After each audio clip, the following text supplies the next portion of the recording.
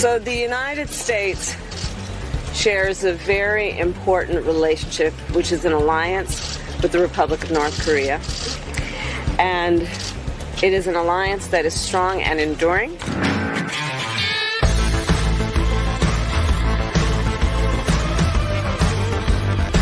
We're going to have 2 million people cross this border for the first time ever. You're confident this border's secure?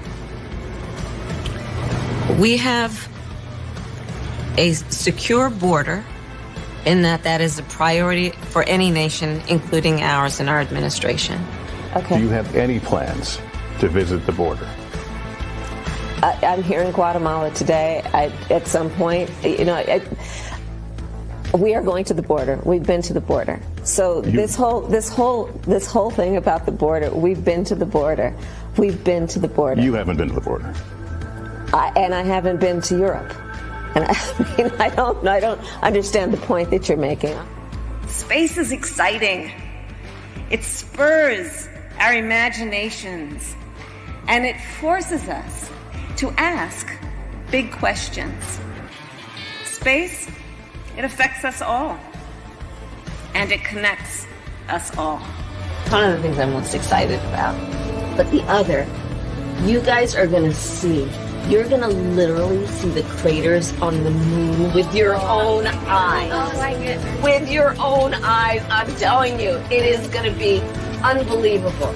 So that's one of the things we can do here too. Did Democrats fail, past Democratic presidents, congressional leaders, to not codify Roe v. Wade over the past 5 decades? I think that, to be very honest with you, I do believe that we should have rightly believed, but we certainly believe that certain issues are just settled. Certain issues are just settled. Clearly we're not. Which is why we will work together and continue to work together to address these issues, to tackle these challenges, and to work together as we continue to work together on. And I know we will work on this together. Talking about the significance of the passage of time, right? The significance of the passage of time. So when you think about it, there is great significance to the passage of time in terms of what we need to do to lay these wires, what we need to do to create these jobs.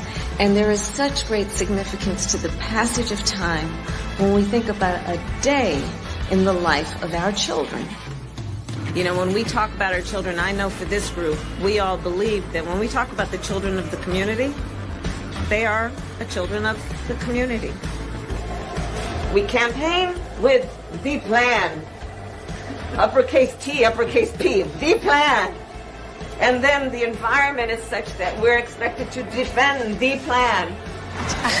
Please don't do that. Hilarious. I see that over the summer, there have been protests and demonstrations in astronomical numbers standing with Palestine, but then just a few days ago, there were funds allocated to continue backing Israel, which hurts my heart because it's an ethnic genocide and the displacement of people, the same that happened in America, and I'm sure you're aware of this. And I bring this up also because of the issue of how Americans are struggling because of lack of health care, public health care, lack of affordable housing, and all this money ends up going to in funding Israel and backing Saudi Arabia and whatnot. And I think that the people have spoken very often in what they do need, and I feel like there's a lack of listening, and I just feel like I need to bring this up because it affects my life and people I really care about life, and this is just something that has to get done. I'm glad you did. I'm glad you did. And again, this is about the fact that your voice, your perspective, your experience, your truth should not be suppressed. Because I represent the whole of the United States of America.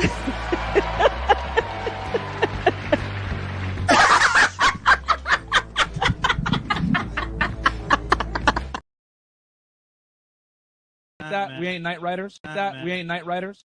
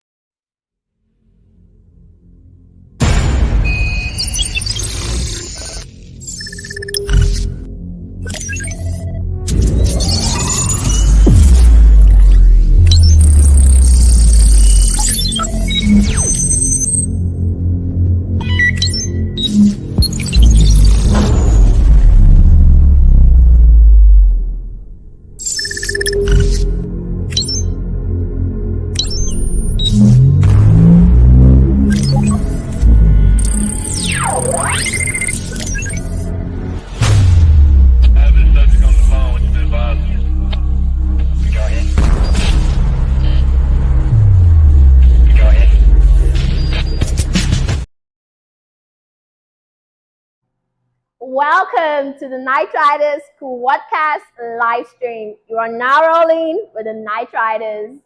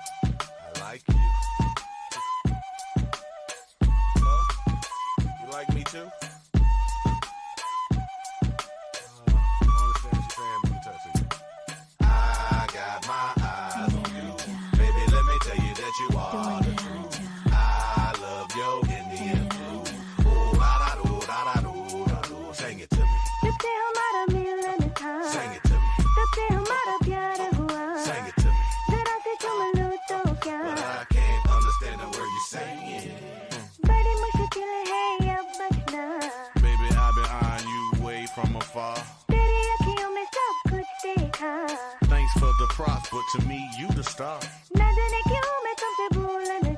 Let's get it on tonight while I wait for tomorrow. Come on, Timmy, show me how bad you are. I just only a mini piaki. Oh, I got my eyes on you. Baby, let me tell you that you are the truth. I love your Indian food. Oh, da-da-do, da-da-do, da-do. Sing it to me. Sing it to me. Sing it to me. But I can't understand the word you're saying. And we are in the building. We're in the Taj Mahal tonight. Salute. Got Shadow Zulu in the building. What's up, bro? Yeah. Oh, man, I know it's going to be crazy tonight. I know you guys are tripping. We going to it. Believe you me. I know you might be confused at this point, but it will make sense when it all comes out. All right, but I would like to welcome you all to another exciting episode of the Knight Riders Squadcast. And we're gonna go over some things tonight that are very important and that you may be surprised about. But just stick around. And as I said, it's going to make sense. Shadow Zulu, he says, reciprocate the passage of time with the passage of time. Understand the understanding with understanding. Moving by the moving with the moving. No understanding of me. Yeah, that's pretty much verbatim, the logical pattern or speech patterns of one Kamala Harris. But, tonight, I'm in the very peculiar position to find myself agreeing or in a position of having to defend Kamala Harris on one specific thing. And I know it is unbelievable because believe you me, as I said, this is shocking to me as well, but I'm going to have to break this down for you. We're going to have to get into this because I do not want to keep the suspense because we got to explain what we mean tonight. And you know how we like to do it.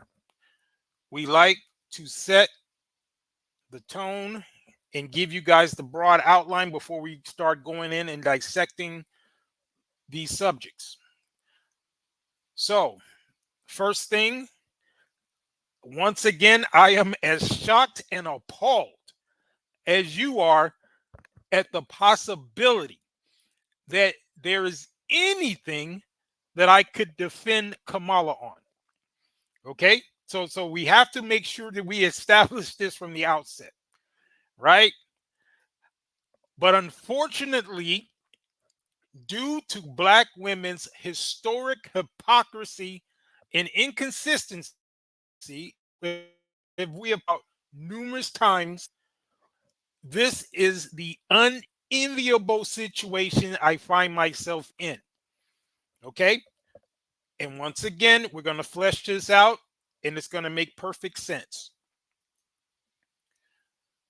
I need someone to explain to me what is so sacrilegious about black women twerking at a political rally when when they have twerked at churches, funerals, graveyards, etc. So I might have to drop the link tonight so that some of you guys can come up here and prove me wrong, because this is one occasion that I want to be wrong. Believe me, I want to be wrong.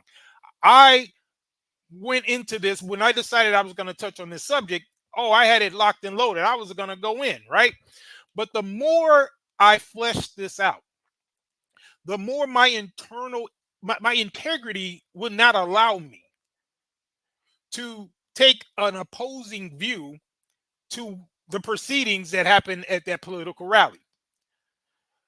I don't operate in the level of hypocrisy that I see with all of these women coming out here, clutching their pearls, wallowing on the ground, screaming and crying, belly aching about what happened.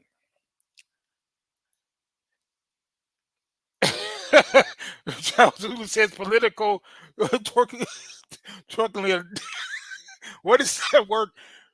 Twerkleodon. Yeah, like Nickelodeon, but only twerking, right? But Shadow Zulu, you're exactly right, though. That's what it is. Because, like I said,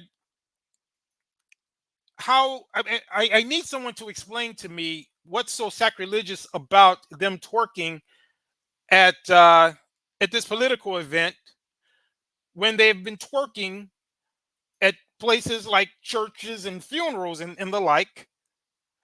I mean, can we go down the list? Well, where have they not twerked? I mean, they twerked on top of restaurant tables, their mama's grave site, churches, chicken that is, but actual churches, twerking inside the church, in the pulpit, in the choir, twerking in the church basement, twerking in the pastor's office, twerking where they do their baptisms. They've been twerking at the bar mitzvahs, funerals, PTA meetings. They've twerked at their child's graduation. They've twerked in the library. They've twerked in the frozen food section. They've twerked while being arrested. They've twerked in the produce section at Trader Joe's. I mean, everywhere these women have twerked. They've twerked at the slave dungeons in Ghana. They twerked at McDonald's checkout. There's even a senator that was twerking on a handstand at a beach. I mean, this is documented. So it's not like twerking and this ratchet behavior has not merged with the political sphere before, right?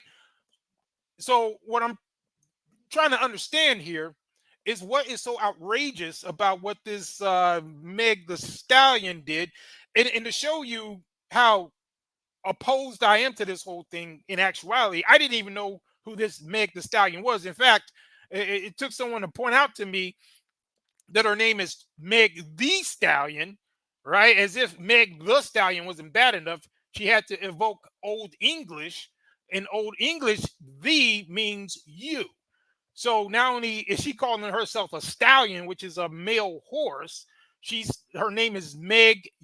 If you want to translate it using the Old English, Meg, you, male horse. I mean, it's ridiculous. But anyway, this woman was invited by Kamala at these proceedings, and she did what she does.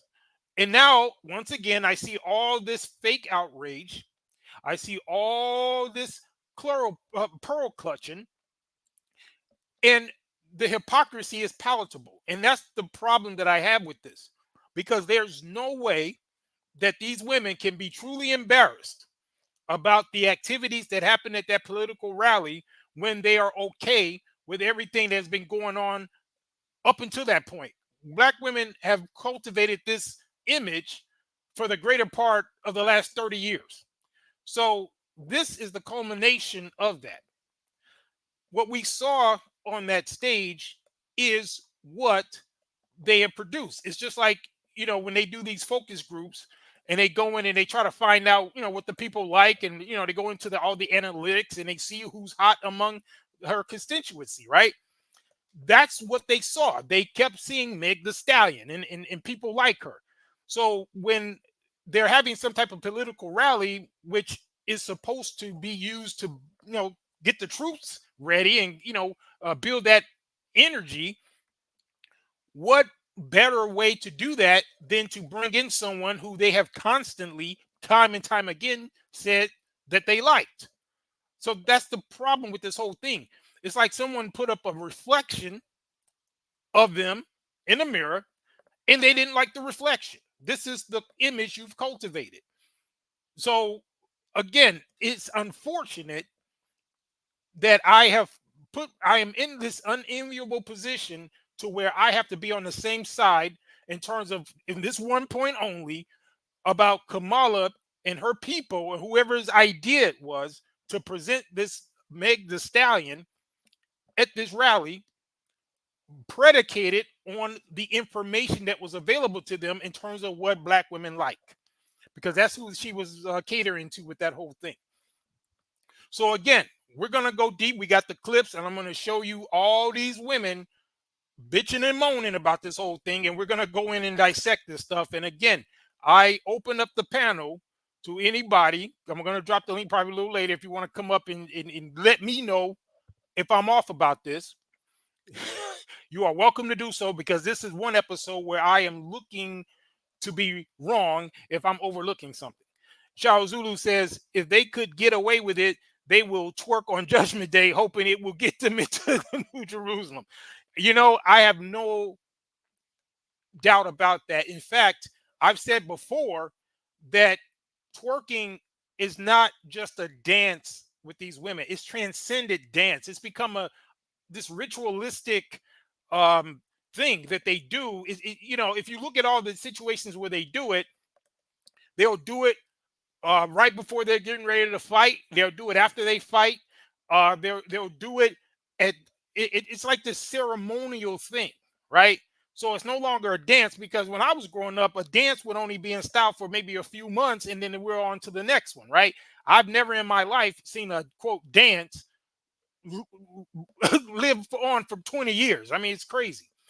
In fact, it's so ridiculous that people are literally being very dual-minded with this whole thing, because a lot of these clips, what I'm going to show you, these women, at the same time that they're condemning what happened, in the same breath, they're saying, oh, well, I love Meg Thee Stallion, but I think that was inappropriate. I'm like, whoa, wait a minute. So the problem is you love this. That's why it was presented to you. See, that's the part they don't understand. They're looking at it like, oh, it's so embarrassing. No, the embarrassing part is that you've created a culture where this is something that they can see that you love. That's the problem. Iman Perry in the building. Salute. He's over there rolling. Oh man, we just getting started, man. It's about to get crazy, because we gotta flesh this out. And yeah, we're gonna have to go into it. But yeah, I got a lot of clips, so we're gonna go ahead and start playing some of these clips. But I'm gonna show you guys just some of these women's reaction, and based on what I'm saying, you're gonna see the open hypocrisy here, because I would have liked nothing more than to be able, to be in a position to say, yeah, that was disgusting. How dare Kamala with her grifting Indian ass come over here and disrespecting these classy Black women? But where? Well, I mean, what we got a bunch of Claire Huxtables running around, like our grandmothers or something like that, when they would have, first of all, nothing like that would have even been acceptable. And if they did, she would have got booed off the stage, right? It would have never even happened. But the fact is, it's just open hypocrisy, where they want to present this image as if they're better than this, but this is exactly the presentation of who they are, and it's unfortunate. But we're going to get into some of these clips, and we're gonna start breaking this stuff down. So let me get this one right here. I mean, I'm looking for somebody to show me how I'm off, because I really don't like being in a position where I'm agreeing with Kamala on anything. So let's be very clear once again. So let's go ahead and and load this up.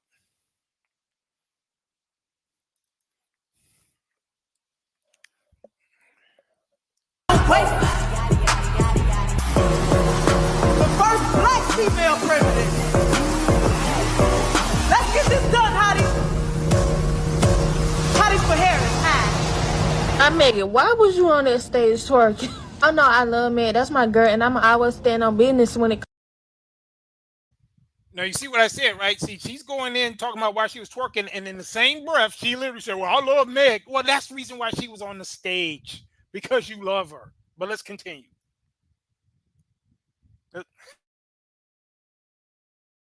Comes to her. Girl, you was on that presidential stage twerking. Girl, you know we cannot be acting like that in front of the auntie. Now, Kamala Harris, I just watched your little halftime show.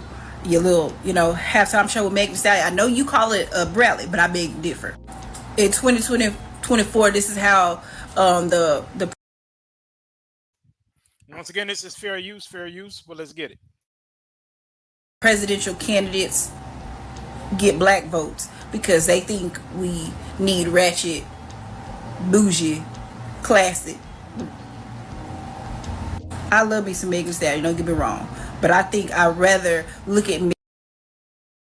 Did you hear that? She said it again. The first one, you heard her say it right before as they were going into it. She loved Megan Thee Stallion. This one just said it, right? You see that, right? But they still can't understand why Megan Thee Stallion was presented to them. It's crazy.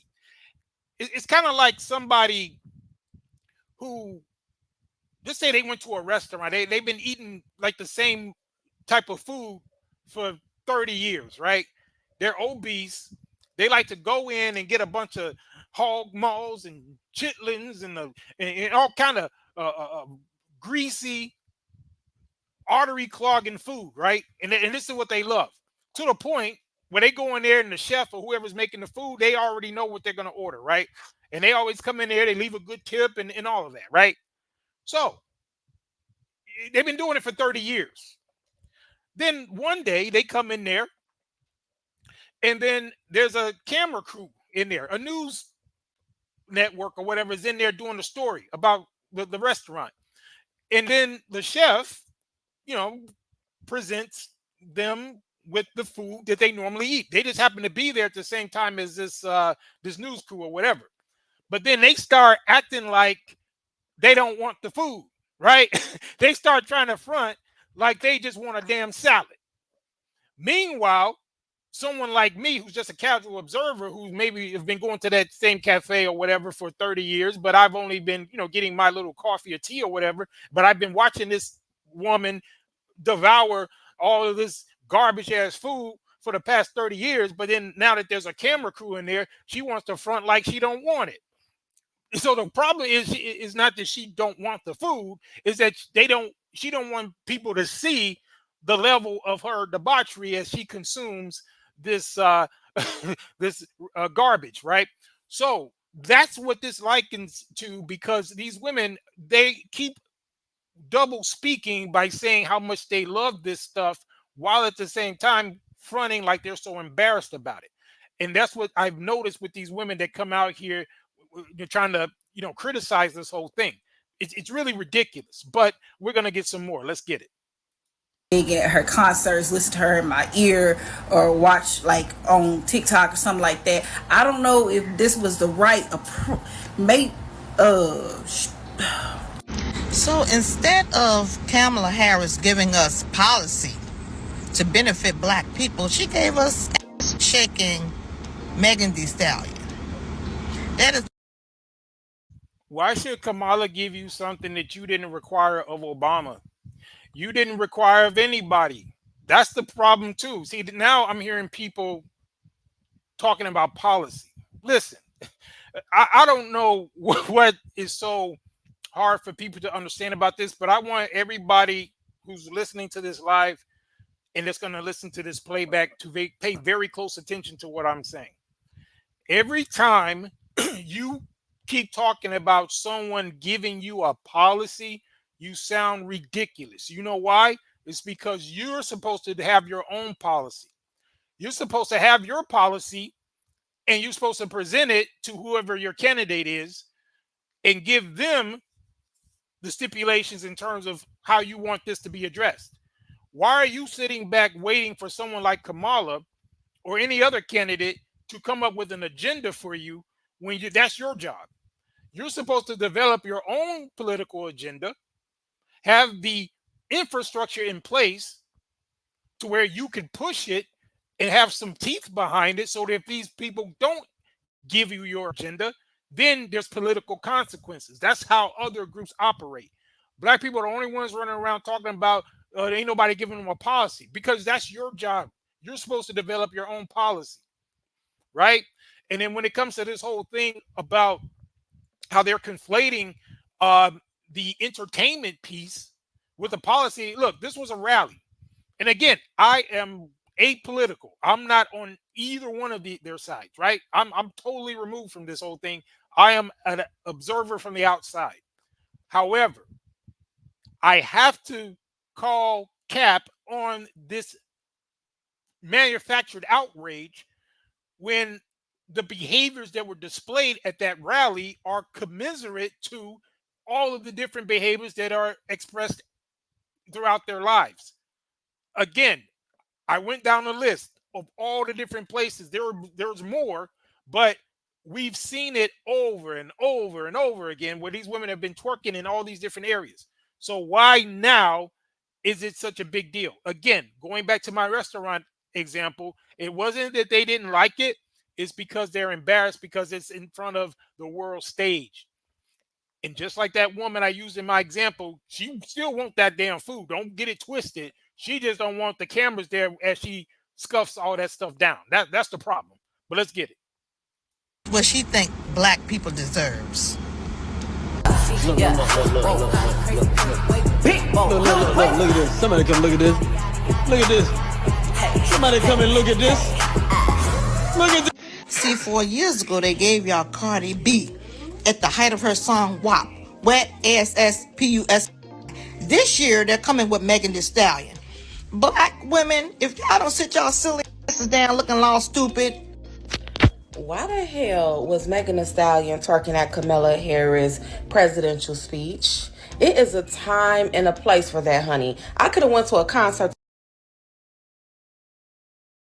Because that's what y'all like. You know, so again, explain to me how you are so outraged about someone twerking or doing this ratchet behavior at what was essentially a celebration, a political rally, but you ain't got no problem with twerking at your child's Chuck E. Cheese birthday party. You don't have a problem twerking at your grandmama's grave site. You don't have a problem twerking at the Ghanaian dungeon, the gate of no return. They up there twerking over there. They twerking at the pastor's they twerking on their pastor's couch in his office. They twerking at the pool where they do the baptisms.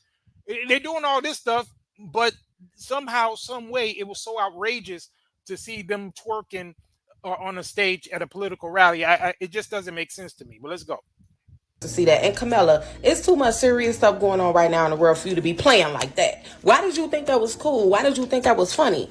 Anybody that's running for president right now is serious right now in this world. And please give it up for Quavo and Megan. You run to Atlanta when you need a few dollars. No, you're not a colleague, you're a colonizer. She really disrespected black women by coming to Atlanta for a check balance and turning her campaign rally into Magic City.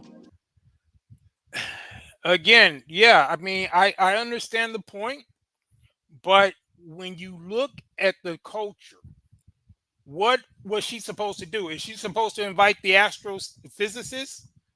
She's supposed to invite Mae Jemison, the first black astronaut? Do those women even know who she is? She's supposed to invite some biochemists, some deep sea marine biologists. Who is she supposed to invite when these women constantly celebrate these type of women? Again, when you even look at the ones who were trying to condemn this whole thing, they kept saying how much they love Meg Thee Stallion. So that's double speak. The only reason why Megan Thee Stallion shouldn't have been there is if that was somebody that you have already shunned, someone that you have already demonstrated that you don't like. If look, this is politics, right? It's about popularity. It's about giving the people what they want. In spite of what these women are saying, they know they liked this, right? So that, see, these political pundits, they're paid to do these focus groups and to find out what people are really interested in, and that's what they presented to you. Garbage in, garbage out. So that's the problem they're having. They're having this battle with themselves. But when it comes to the people who are pandering to them, they know exactly what they like and how they like it, and that's why they're giving it to them. So once again, I have to look and say, God damn it, as much as I don't want to agree, or as much as I don't want to be in a position where I got to even say what I'm saying, the reality of the situation, there's no other way. Because otherwise I'll be a goddamn hypocrite like the rest of them, and I don't operate like that. But yeah, we're going to get some more. Let's see if there's any more in this. I think there's some more women complaining on here. Let's just watch this. Hold on. Then pull the rug up from under you, and then when you land on your ass, they wondering how you got there. You asking for help, they like, oh no, I can't help you. They keep doing the same old thing. Y'all got all of these washed up people coming to this event trying to gauge votes and attention from people, when really y'all need to be connecting with the people and not trying to use celebrities as a way to gauge people for votes. These aren't leaders. These are puppets and clowns. The game is getting tired and old. Then y'all trying to blame Trump for the migrant issue when you've been in office for 4 years and you could have done something about it, but you haven't done anything. Even the people that you working around been trying to get you to do something and you haven't done nothing. You even said out your mouth you ain't done nothing. So now all of a sudden if you become the president, you gonna change it? No, I doubt it, because you had 4 years to try to work on change and you didn't. So at this point, y'all need to stop coming with the tired game. Y'all keep problem, action, solution. Y'all create problems. Now, you know, I give her a little credit. I mean, she tried to quote the Hegelian dialectic. You know, I can almost give her credit. Of course, she got it wrong. She said problem, action, solution, when actually the Hegelian dialectic is problem, reaction, solution. But I'll give her a little points for trying. But again, you know, you get these women, right, and they speak in this way, but the actions speak louder than words. They still support the policies of Kamala. That's the issue, right? The whole thing that they have a problem with is just a symptom of a larger problem. They think that the issue is the fact that they keep parading, like Malcolm X just said in that clip, these clowns and puppets in front of them. No, the problem is that this same party is the same one that has given you what you see in front of you, which is a wasteland in terms of your community. That's what the problem is, and yet and still you continuously want to deal with that particular entity without looking at it for what it actually is. And this is just them, you know, pandering to you so that you will continue to keep them in office, and that's the problem. So look, all of this, what they're saying, again, is just really disingenuous when you look at the fact that they're still supporting this party, which has been instrumental in their current situation in terms of destroying their family. But let's get a little bit more. And then y'all come up with solutions when y'all are the problem. Okay, just in case you did not know it, on yesterday, Kamala Harris had a rally in Atlanta, and it gave you like, oh, Atlanta's hype for her. Like, people are so excited for her. I know you felt it. I know you saw it. She even brought out ratchet Megan Thee Stallion, shaking her butt, twerking for a political rally, talking about hotties for Harris. The first black female president. Let's get this done, hotties. Hotties for Harris. That did not turn your stomach. Like, that is pandering, like, if you've ever heard it. But that's not the catch 'em. Do not let that rally looking fool you. But that's the crazy part. Pandering is what works with them.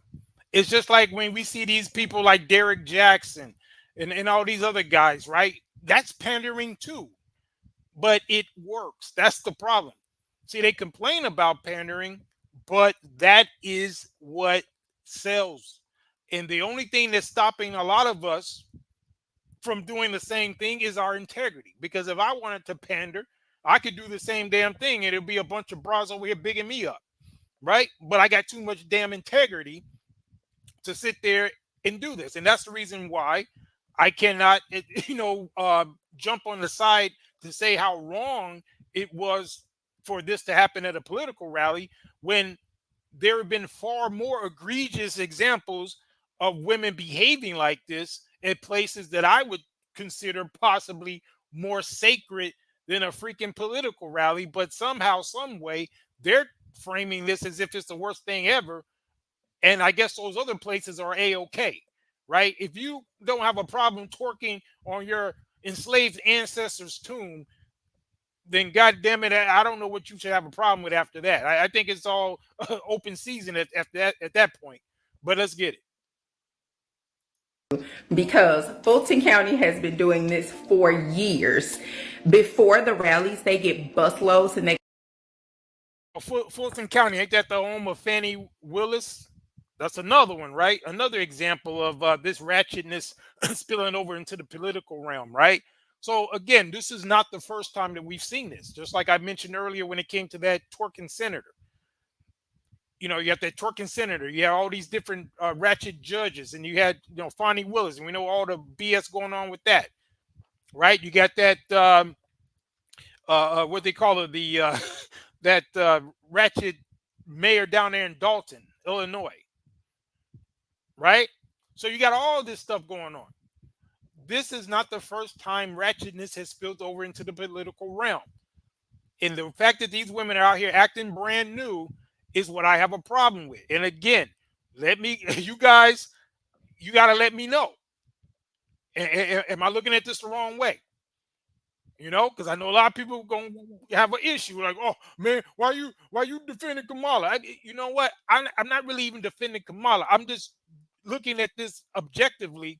And what I'm saying is that I cannot condemn what happened when it is reflective of the larger society when it comes to the culture that Black women have created. But let's continue.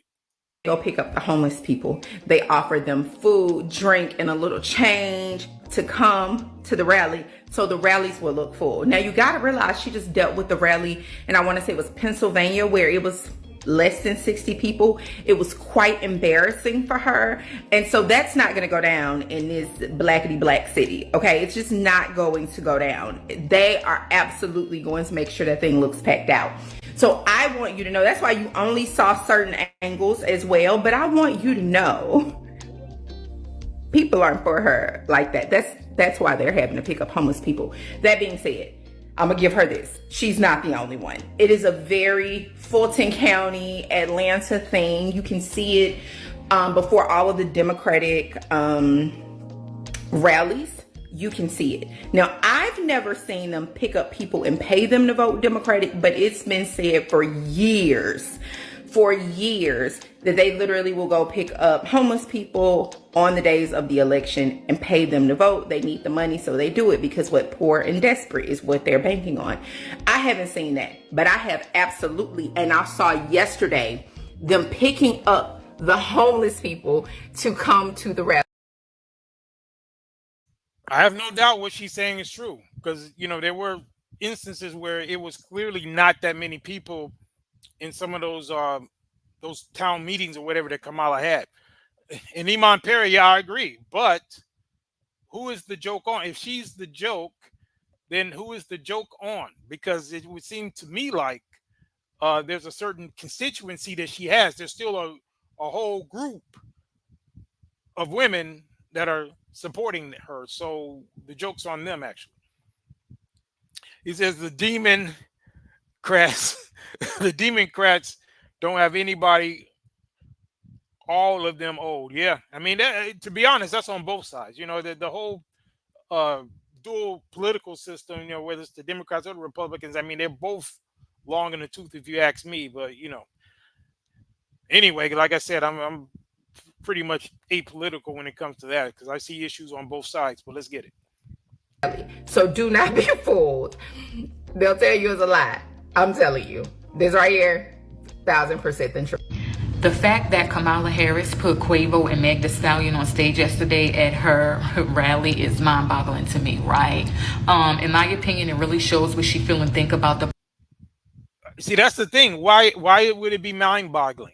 What part of her giving you what you've put out here don't they understand? It's like someone putting a mirror up and you don't like the reflection. This is you. And like I said, who is she supposed to use for entertainment? I'm just asking, who is hot with you guys? If it's a political rally and part of that is to energize the base and do all of that, who is she going to use when all of their metrics, all of the algorithms, all of the focus groups, everything that they looked at kept pointing to Meg Thee Stallion? And so, surprise, surprise, she puts Meg Thee Stallion on the stage, and now they got a goddamn problem with it. Y'all got to help me, man. Am I looking at this wrong or what? Iman Perry says, nah, Republicans got J.D. Vance. He's sharp and has a lot of presidential qualities. Well, I mean, that's one guy. Trump is like 80-something.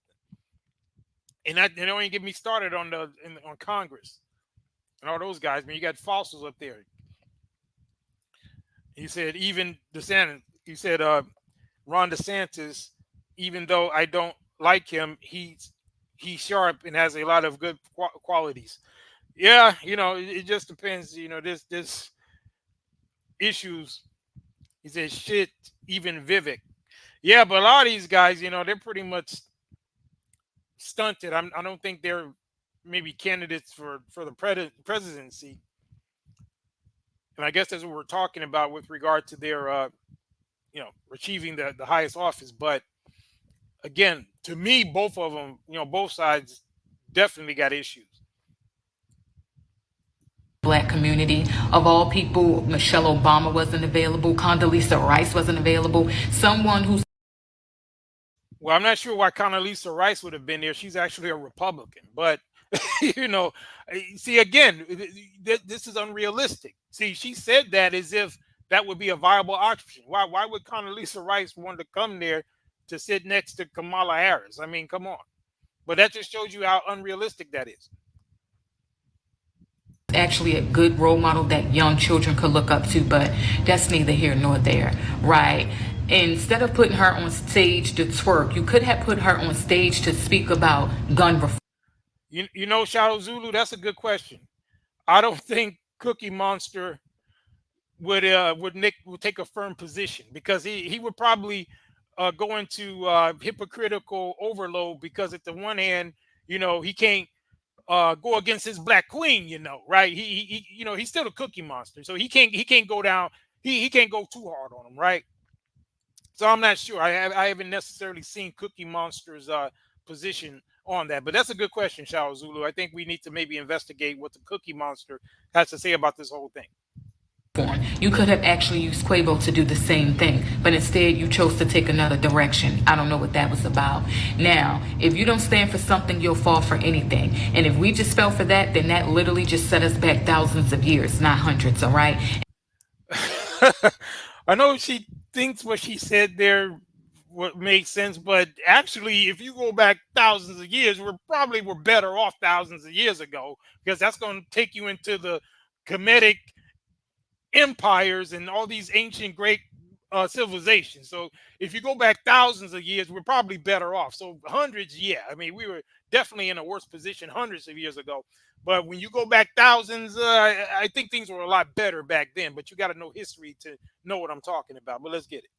And if that's literally all it takes to get your vote, then that says a lot about us, the black community. Because here's the thing. We still haven't heard any policies. We still haven't heard anything about bills. Is the girl going to say anything about reparations? That's neither here nor there, right? I can guarantee you, though, that the elders was probably embarrassed and a little disgusted. Again, see, it's like I keep trying to tell them, you cannot expect these people to write your own policies. You have to come to them with an agenda. In fact, that reminds me, and let me get this other clip because they pretty much all saying the same thing. They're talking about these things as if we are not privy to what's been going on in the community for these past decades, right? But when she's talking about policy, right? I do remember one Ice Cube dealing with the cocktails with the queens. I know you guys are familiar with this, but I'm gonna point out something about that whole thing, right? Let me pull this up because I'm gonna make a point about this, right? Let me get this. Film producer who is making headlines not only for his music but his involvement. Now, this is when Ice Cube, came out with that contract for Black America, right?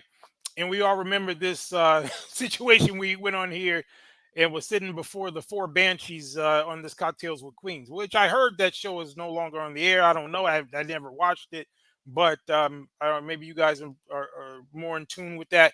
But I want to point out something with this thing right here. Let's get it.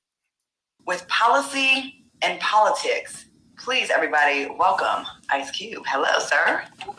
Hey, what's up? How y'all doing? Hey, you. Yo, what's up? What's up, Lisa Ray? How you doing? I'm great. I'm great. Thank you. Good. How's everybody doing? Blessed. Good. And we're also very appreciative of you taking the time to come talk to us here. I know everyone's trying to get a piece of you and talk to you and have you on their platform. So we definitely appreciate that. So thank you. I want to ask you just out the gate how you're doing. How have you been coping with the pandemic, the civil unrest? Black people have always been through trying times, but it's a little extra right now on top of our regular stress. Getting different. We got another layer on top. We got 10 on 20 right now. So how are you doing? I'm doing good. Oh, and by the way, in line with our ongoing subject with regard to this exoticals versus the unambiguous Black women, and oh yes, we're not done with that. In fact, we're probably going to weave Kamala into the discussion as well. So don't get it twisted. We just had to divert into some of these other subjects, but we're going to get back into that because, as I mentioned, I got about 20 years worth of get back that I have to do for all the flack that I caught when I was bringing out certain points that I've now seen come to fruition. But on that point, this Claudia Jordan, which was the first Banshee here talking, she's actually biracial. So she's probably the more pro-Black of everybody on there, interestingly enough. And she has a whole white mother at home. But I just thought I'd point that out. The pandemic, it hit everybody. And caught everybody off guard.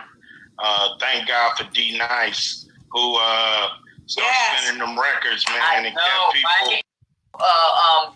What contract was he talking about? This contract of Black America, like what is that? Where did it come from? I did not know. So when I think of things that I don't know, I automatically assume that a whole lot of people out there don't know. So I would want you to educate me as well. So what did make you go to the administration and speak with them?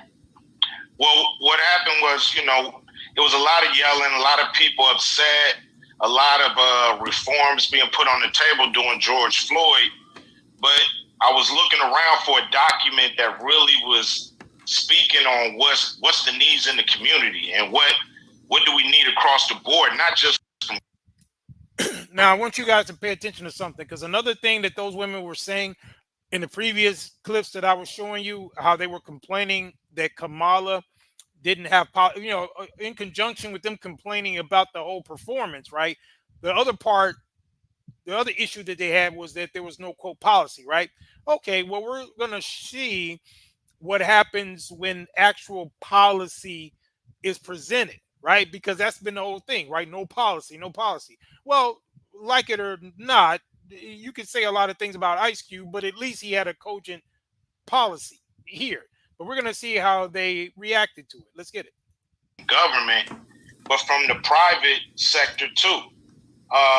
Because there's a lot of companies that are involved in our pain, and they got to pay up too.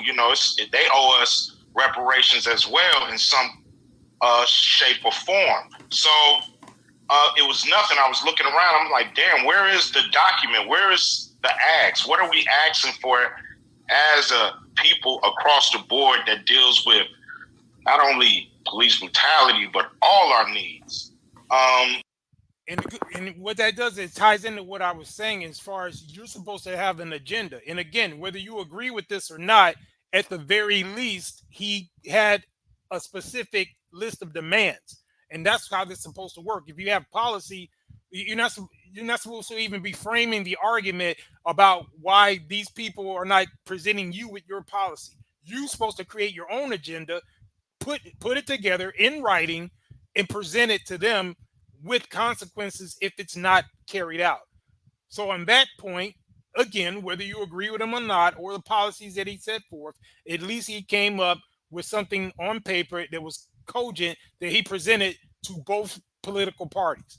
But we're just going to look at how they reacted to it. So I started working on it myself with, some smart people I know. We end up getting, economists involved, people like Derek Hamilton. We started to go and just find the smartest minds to help try to put a document together so we can actually have something to say, damn, all this is things we need.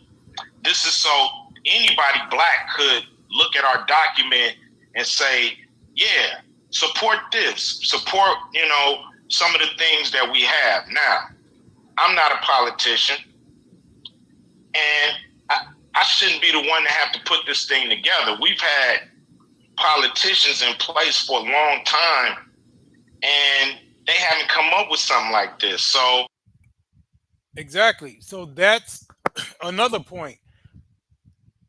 They have not required even the people that are sitting in these positions, the constituency, the people who are putting these people in office have not demanded, have not come together in these community meetings with policies to present to these political representatives so that they're the ones that could push it. Because like he just said, he shouldn't, as a rapper, a quote gangster rapper at that, why is he the one that have to even come up with something like this? That shows you how much of a abysmal situation that the people are in, that an entertainer essentially has to be the one to even actually come up with a policy.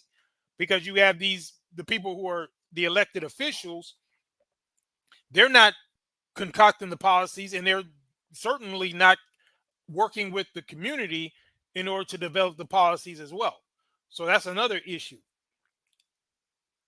And then they wonder why someone like Meg Thee Stallion was at a rally, because you've had this revolving door of people in the political field and in the entertainment field among the black community. It's always, we had that clip of Malcolm X talking about it, so this has been going on for a long time.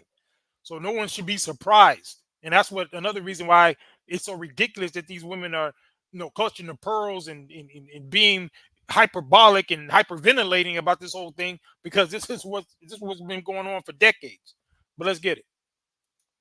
I was surprised, but that didn't stop me. And we put that together July 1st, and we revamped it about, let me get the timeline here. We revamped it July 19th.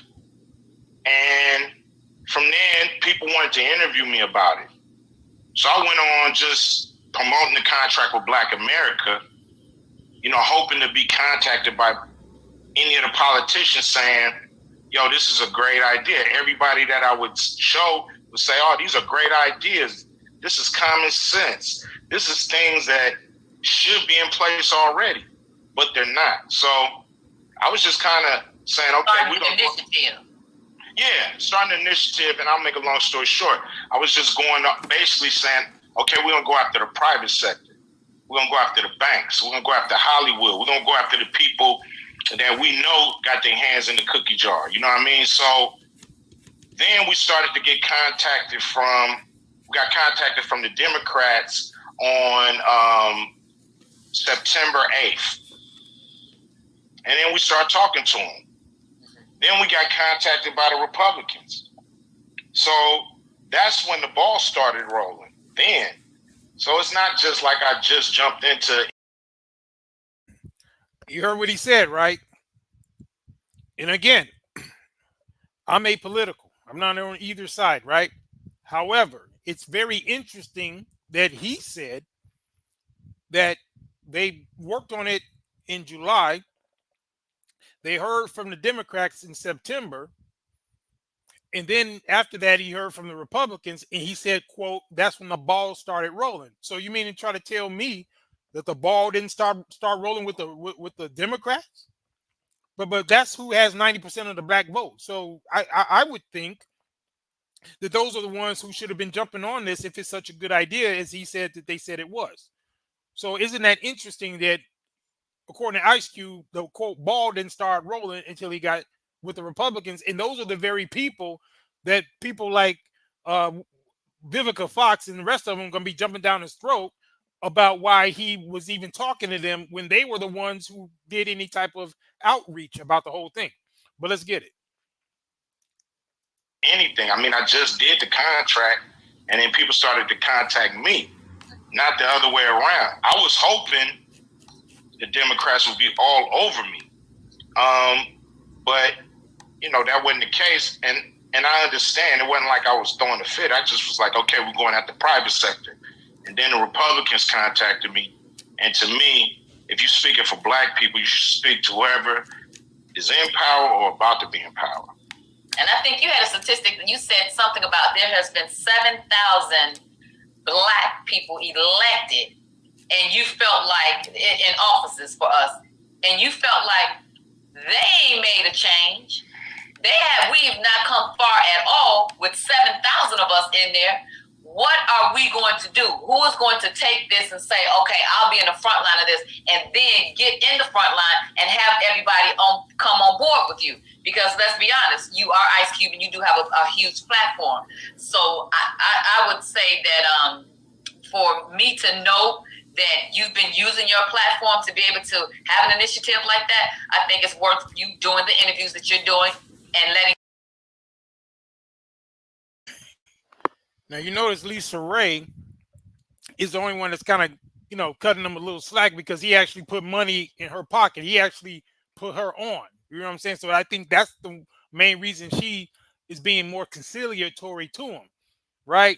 So I don't know if Vivica or the rest of them they've ever been in any of his movies, but if you notice, Lisa Ray is kind of the only one that's talking with a little bit of sense in terms of telling him, you should go with whoever's pretty much showing you any type of interest and things like that. But I just wanted to point that out. But let's go. Everybody know and hear your voice on. I just want to jump in and say I just don't think it's that fair to the 7,000 black elected officials that. And you see how she just has to jump in once again. Claudia Jordan, I told you about her, right? So she just gonna jump in, trying to defend the 7,000 elected officials who obviously didn't even do what Ice Cube did by himself. So she's coming in there as a gatekeeper, right? To pretty much, put the kibosh on them criticizing them too much, right? But let's go. Have been in office, right? To say that they've done nothing. Yeah, because I think that is I think that's a slippery slope to walk down, because as we saw with Barack, a lot of progress has been made. It's not as simple as you.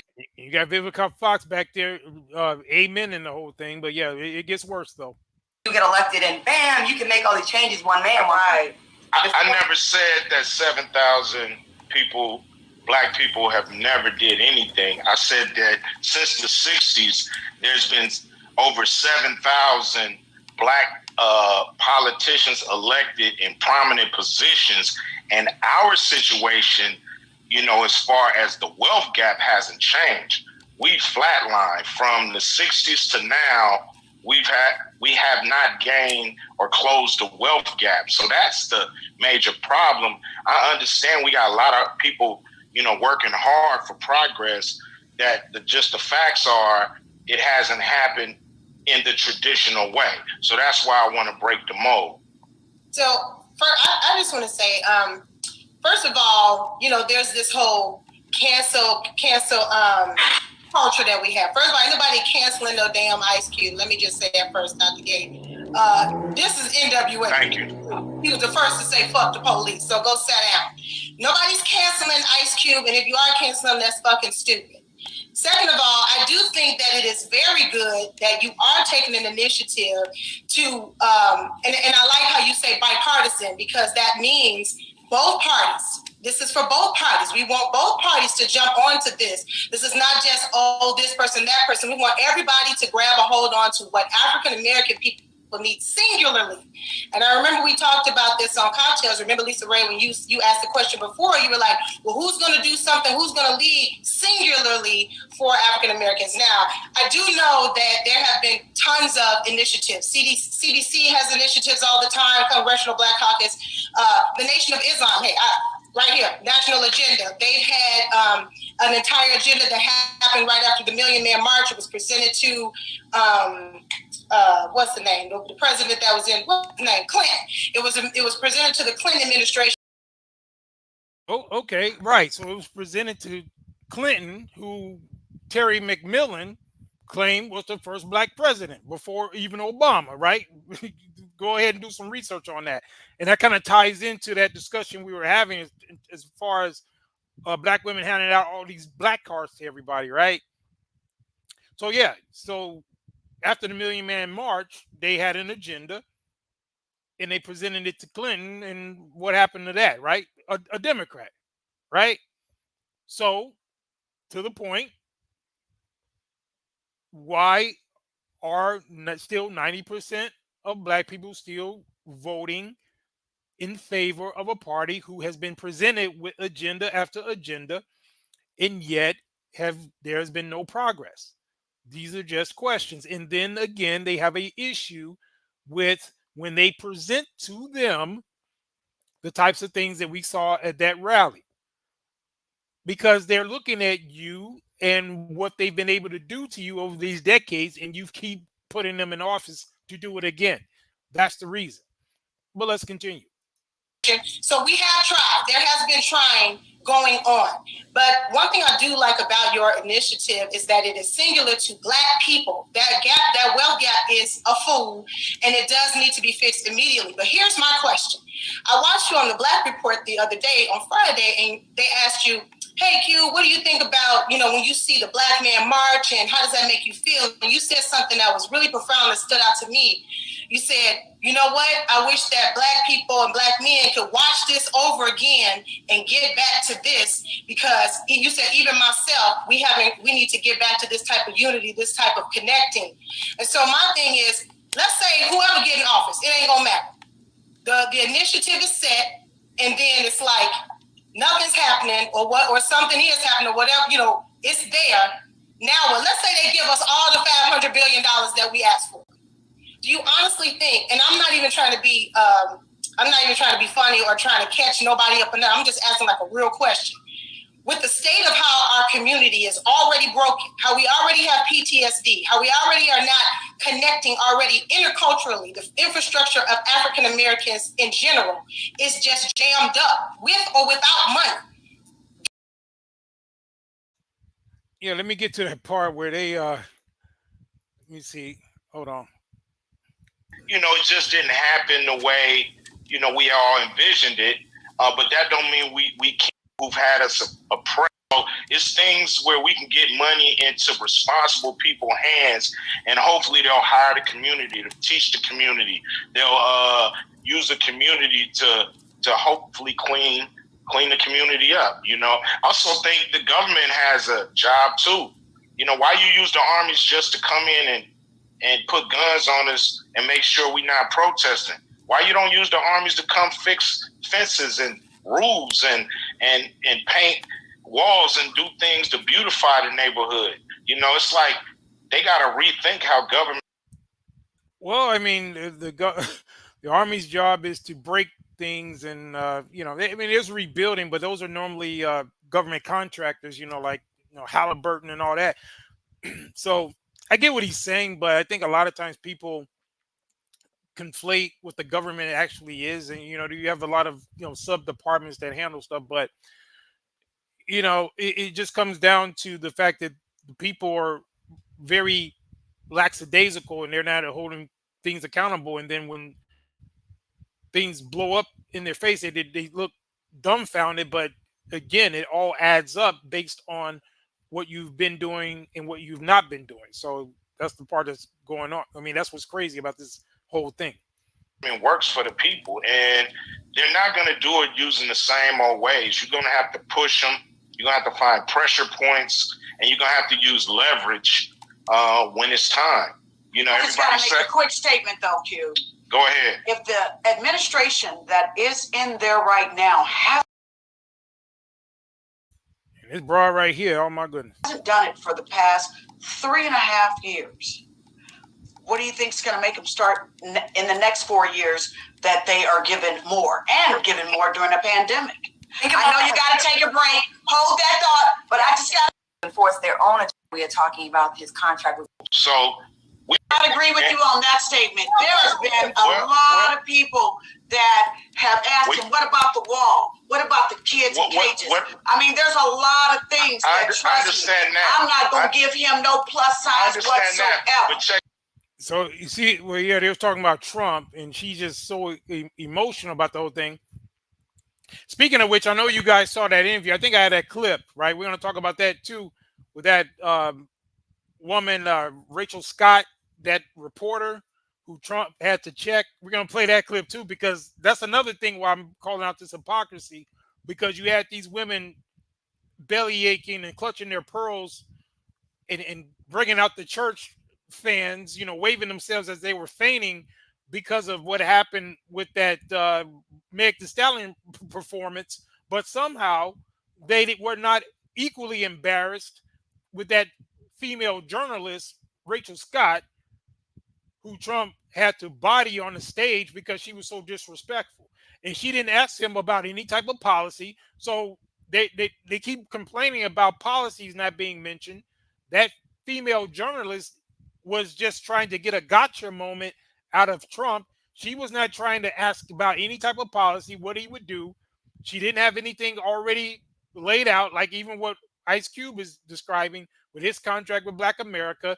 They didn't, those journalists, her or any of those other women that were on the stage, they did not have a cogent plan that they can present to Trump to say, okay, here's our plan, Trump.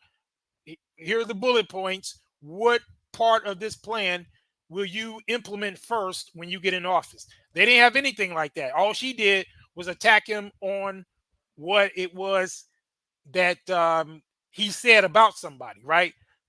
Like some gossip type shit, right? So if you notice, that's what Vivica A. Fox is doing, because she's going in with Ice Cube because she got a problem with the fact that he was talking to Trump. But let's go. Right. Now, why hasn't dude done it in 3 years? I don't know.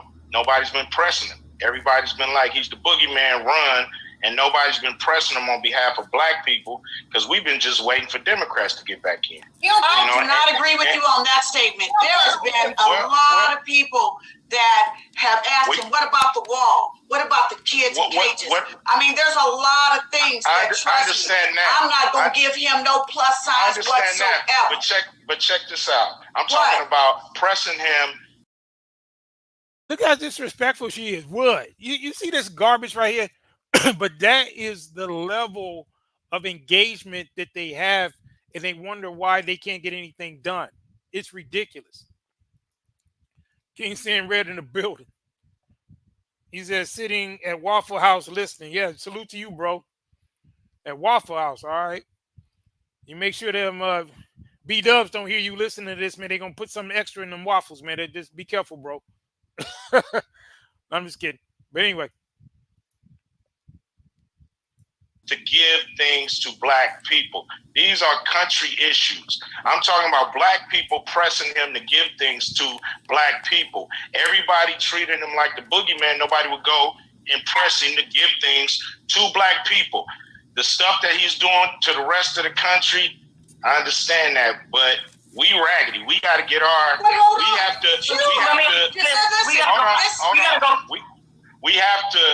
have to press any president that ends up winning. We have to press, or it's not going to work. We can't just press one side. He says when we do press them that the other people are fine people.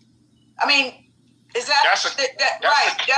See, again, she's doing, and I'm going to play the clip probably after this. She's doing the same thing that female journalist did. It's all about what Trump said. They ain't holding them accountable for any policy. They're not presenting anything about policy, and then they're complaining about the policies that are not getting done. But every time they get in front of them, they're just going on some he said, she said bullshit. And like Ice Cube is trying to tell them, it's like, listen, you don't just treat him like the boogeyman. You know, like her, she don't even Vivica. I don't even want to talk to him and all this type of stuff, right? And what's so funny, I'm still trying to figure out what is their issue. Well, what is Trump did them specifically to where they have such all this vitriol? I just find it very weird that they have so much vitriol towards this dude. It's crazy. You know, he says a white girl and a brother cooking tonight. All right, you might be safe then. All right, bro. I'm just checking on you, bro. I don't want them to give you nothing extra in that waffle. That's all I'm saying.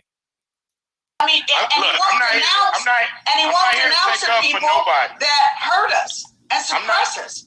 And then the policeman had his neck on somebody's neck for 9 minutes. He never support them. I'm not here to fight about what he. You see how combative she is? And you guys remember when I brought out that statistic talking about the domestic violence when the Cookie Monster put out that lie that 40% of black women were being abused by black men?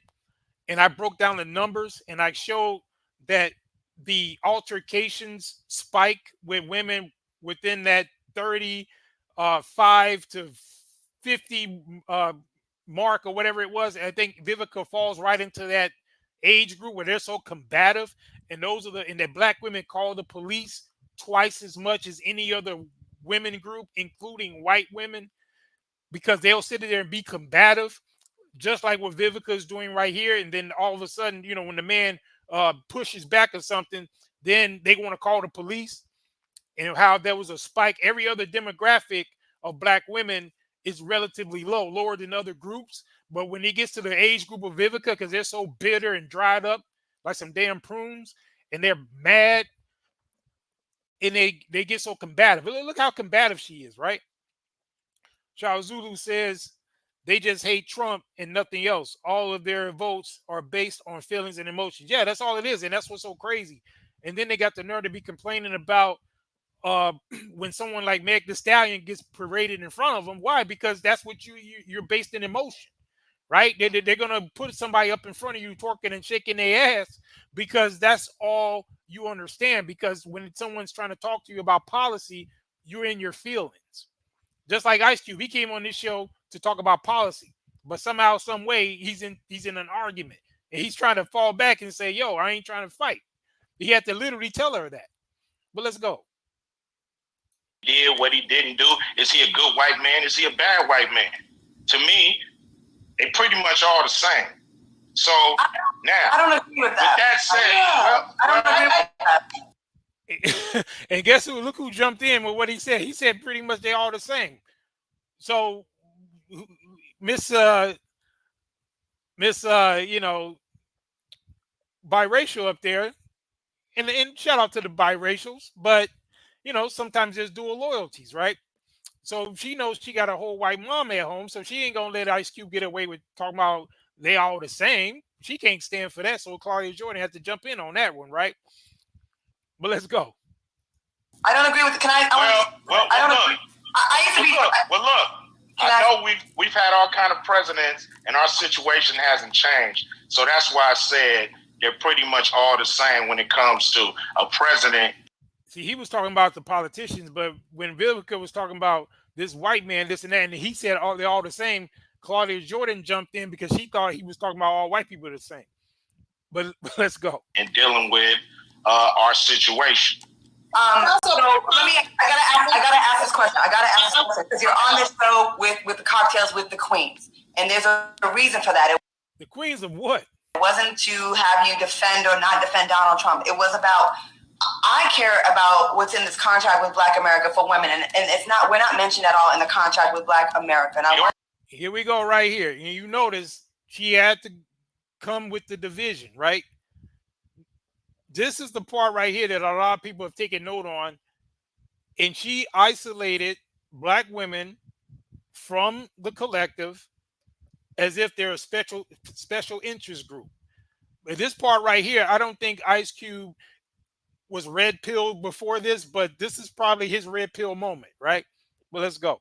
When you mention black people, you mentioning black women, so don't count yourself out. No, that's not true. Yo, even the dude that uploaded this video, he started laughing. That's him laughing in the background that you hear. But listen, some people think that black women don't think they're part of the black community. I disagree with that. I think black women think that they are the black community. I think that they feel that it's a tide lifts all boats when it comes to them. That somehow whatever's good for them is good for the community itself. That you have to literally specify what you're going to do for them, because otherwise you're not helping the black community, because, quote, they are the black community. And I think that part was very dumbfounding to Ice Cube. If you just look at his face, he's in shock that they would even say something like that, because he didn't realize that that's what they've been thinking over these past decades. Commando Spawn in the building.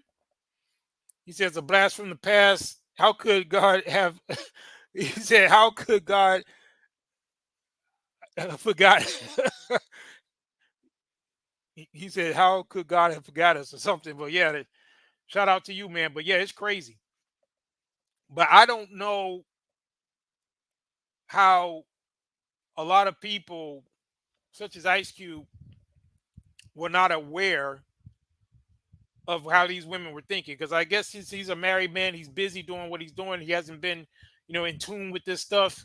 But yeah, this was kind of a rude awakening for him. Black women are not included in black people. No, that's not you saying. That's like when the president says minorities, then he's including black people. But we all know that's not the case. Black women have specific needs that are not also being met. And we also feel that there should be some things that are specific to us in our plight as well. And I feel like as a black man, you can lead. I feel like I just offered y'all to write a section up for it. I just said I don't mind if you guys help us. If you guys help us write a section. No, I've been open to all kind of experts in putting this together. It wasn't just. Well, those ain't experts, but anyway. I just want to argue. We dealt with experts in all fields of this contract with Black America. So we're willing to deal with experts in the section when it comes to women. So that's no problem. Okay, I'll help you write it. Say you do get the money. How soon do you think your plan is going to go into effect? When will we start seeing the benefits? I'm not getting 1 quarter. Okay, this is something he's promising to the country, and he's gonna have to implement it in a way he feel that can fit. Okay, but can I just ask though, what would you see this plan? And you know how she's even talking, she's just so combative, right? And like I said, when we wrap this clip up, we're gonna get to that clip with that Rachel Scott chick, that journalist who was interrogating Trump. We're gonna see a pattern here, right? Because these same women are complaining about the lack of policy, but every time someone's trying to talk about policy, such as Ice Cube, it always devolves into some type of argument. And again, those women who confronted Trump a couple of days ago, they didn't have any policy. They didn't have any type of agenda. All they wanted to do was get a gotcha moment and go in on him about something that he said about somebody. It was ridiculous. But we're going to play that next. But let's get it. Doing for the first year for us if he's reelected. I'm not part of the administration. Well, I'm here for Black people. I'm here to talk to both administrations about the contract with Black America. The Platinum Plan is not mine. Didn't name it. Didn't put it together. All I did was meet about the contract with Black America. They added some things, and I'm willing to meet with both sides. They can add some things or not. It's fine. And then, they ran off immediately and did statements that you're basically a Republican now. That's on them. That ain't on me. Okay. That's on them. That's not on me. I just want to make sure. We just want clarity. We cannot talk at the same time. I got to ask a question, y'all. With over 20,000 Man, who died and made her the leader anyway? lies told to the American people by this president. I'm a former friend of Donald Trump. I work with them. I made money with him. Personally, it would have served me better to still stay on his side. Why would you believe after he gets black votes, his whole goal from 3 years ago was to siphon 20% of black male votes to cross over to vote to support him? Yes. Why would we believe that he has, once he gets reelected, he will follow through with any of these plans, as opposed to Joe Biden and Kamala, who would be in their first term and be more indebted to do the right? Well, the good thing about looking at this now is that we got the benefit of hindsight, right? So they actually got in, right? Because this was before, Joe and Kamala was in there. So we can look back in hindsight and see what she's saying right now is complete bullshit. But anyway, let's go. Right thing to get reelected for a second term. Right. Why should we believe that Donald Trump would actually follow through? That's a legit question that I have. He ain't follow through. I mean, I don't know. You're gonna have to figure that out, because I'm not sure if he's gonna do it or not. I'm not sure what any of these guys are gonna do. All I know is we got to push our agenda, no matter who's in there. And in a perfect world, the Biden campaign would have brought me in and we would have really talked about the plan, and they would have did, great things to their plans to specifically target black people. But they chose not to, and that's fine.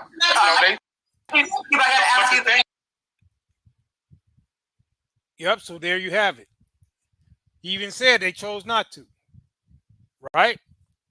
And we have the benefit, once again, of looking back over the past 4 years, still not heard hide nor hair of anything to do with that, right?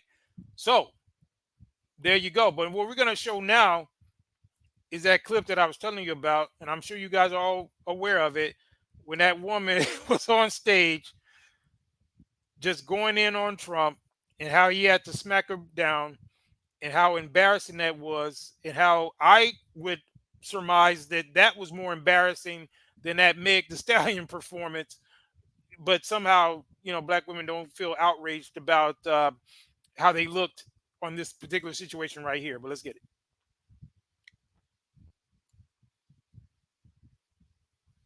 An hour of your time. I want to start by addressing the elephant in the room, sir. A lot of people did not think it was appropriate for you to be here today.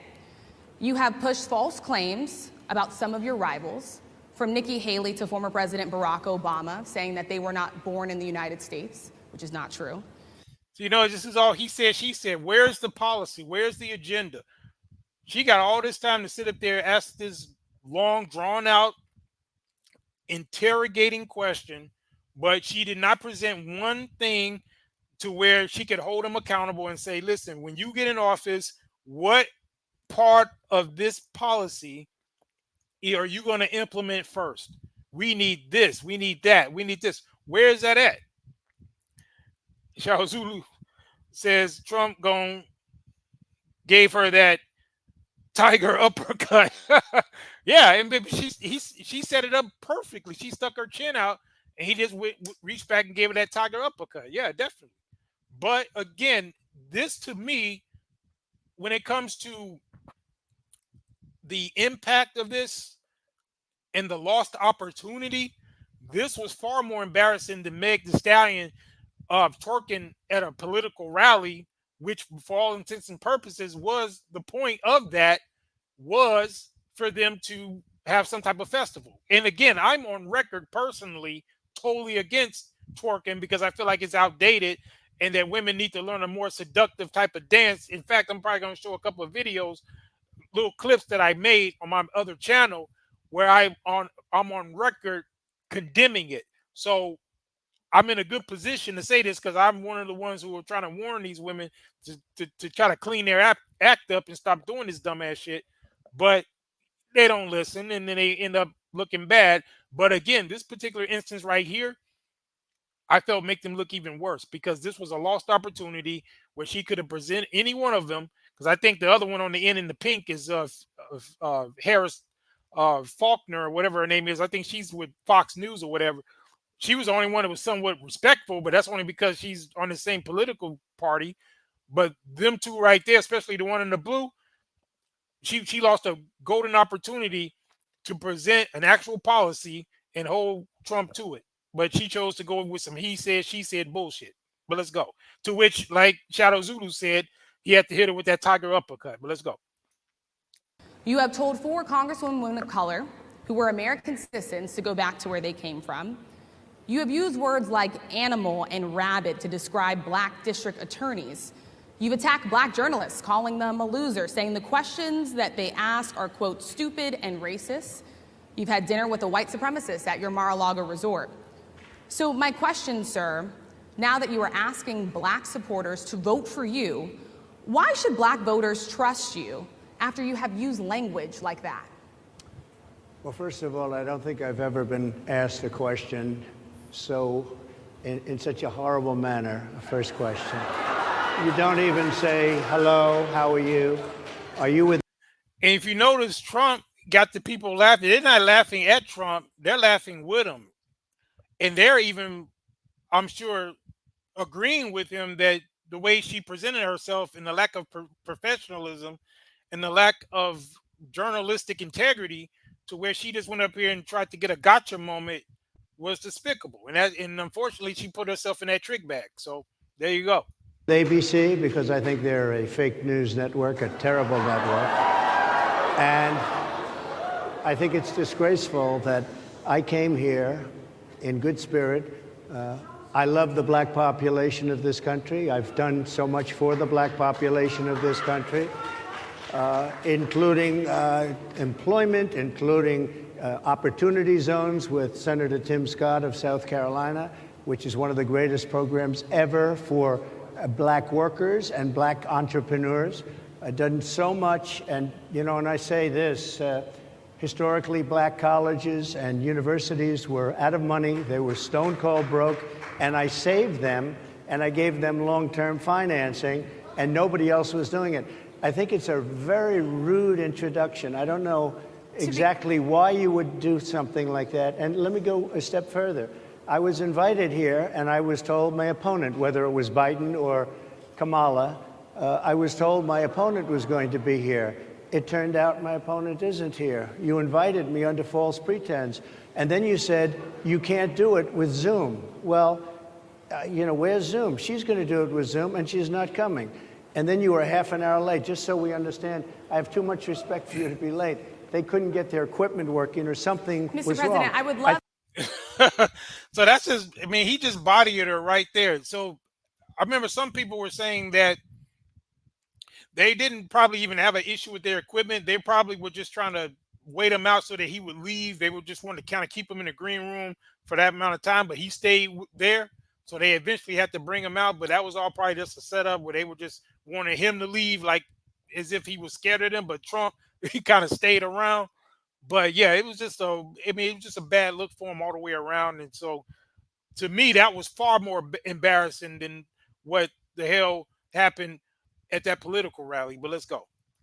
I think it's a very nasty question. I have answered the question. I have been the best president for the black population since Abraham Lincoln. That's my answer. Better than President Johnson, who signed the Voting Rights Act. And for you to start off a question and answer period, especially when you're 35 minutes late because you couldn't get your equipment to work in such a hostile manner, I think it's a disgrace. Yeah, exactly. Shadow Zulu is probably a setup that failed. They can't even do wrong right, man. If you're going to do something wrong, at least do it right. I'm saying, so they couldn't even do that right. But anyway, they had the nerve to be complaining about, somebody twerking when they got journalists behaving like this, which was a failed opportunity. It was crazy. But then they want to scream and cry about policy. No. You're not going to get policy if you can't even have a civil conversation with somebody. And again, you're supposed to be the one with the policy that you present. and then hold their feet to the fire to say, well, what day are you going to implement this? You present your policy to them. So let's get some more, because this right here, we got to get a little comedy in here after this garbage right here.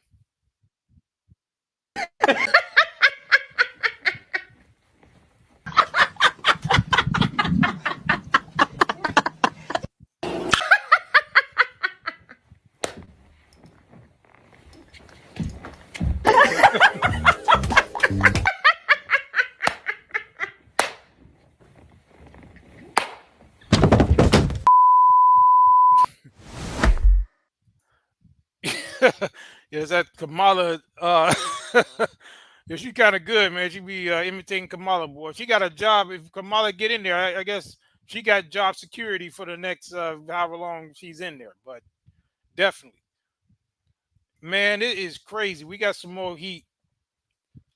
We're gonna have to do some more breakdown on this when it comes to. Oh yeah, and here's the thing, though. Kamala, she's been grifting, right? I'm gonna show you some grifts of Kamala, right? But she's always been embraced doing this, and this is the reason why I just got an issue with all these people acting brand new when Kamala been doing stuff like this.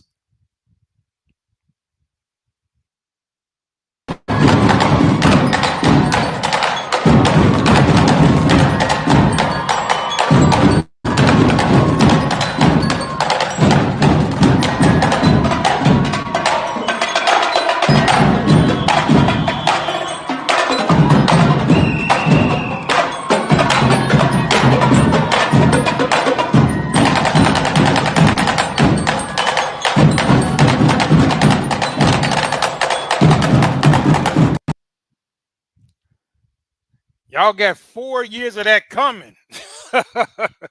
Get ready. Kamala's coming. Chameleon is coming. Don't get it twisted, man. They going to try to shoehorn her in there. It's going to be crazy. It's going to be crazy. What Charles Zulu says, I'm still waiting for Kamala to pull out the Laffy Taffy when coming on stage. Yeah, man. But to me, it's really crazy because Kamala been doing all kind of antics and nobody was calling her on her. I mean, I don't think it should be surprising to anybody that she's been grifting in the black community when she was even trying to get into Wakanda. That's right. Kamala was campaigning to be the senator of Wakanda. Let's get it.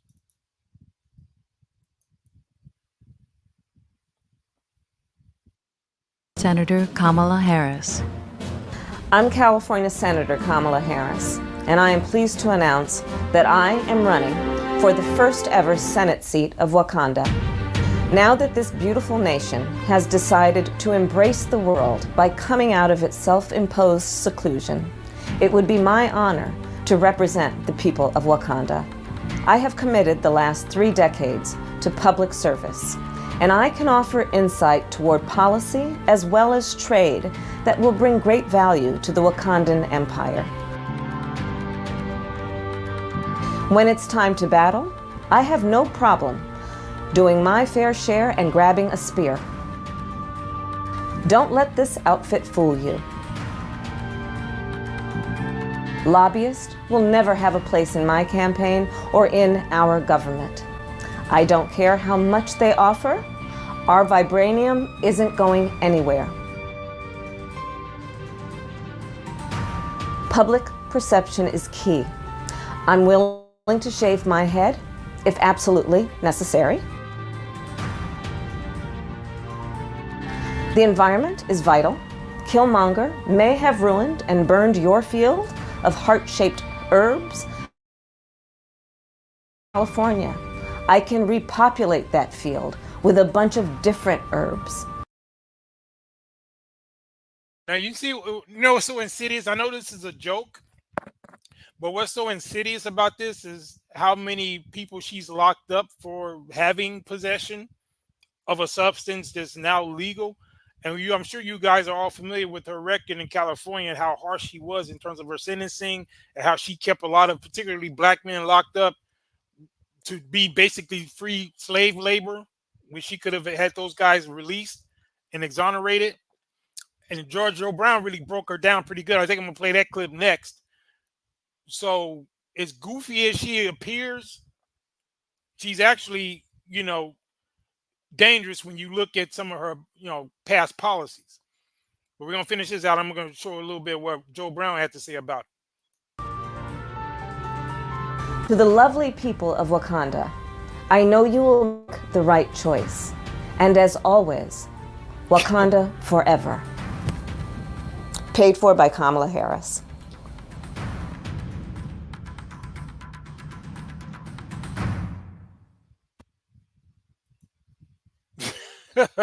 Charles Zulu says vote for Kamala Harris, president of Wakanda. Yeah, she would. I mean, she would really probably try to get into Wakanda. Why not? If you're going to grift into the African American community, you might as well, right? But yeah, let's get into something Joe Brown was saying about it. He went in on her, bro. I don't know if you guys saw this, but let me play a little bit of this.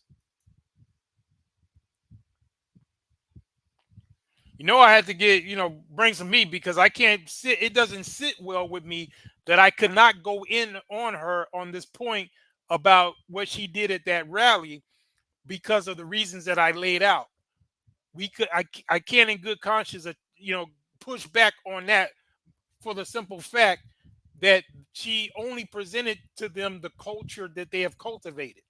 So therefore, you gotta just take that one. They gotta take that L. You know what I'm saying? And I can't push back on that because otherwise, because I'm not comfortable with that level of hypocrisy. But let me get this clip from Joe Brown.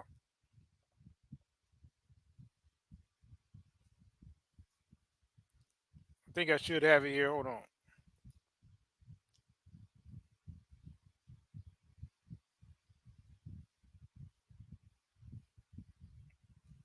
Thought I put it in here. Hold on.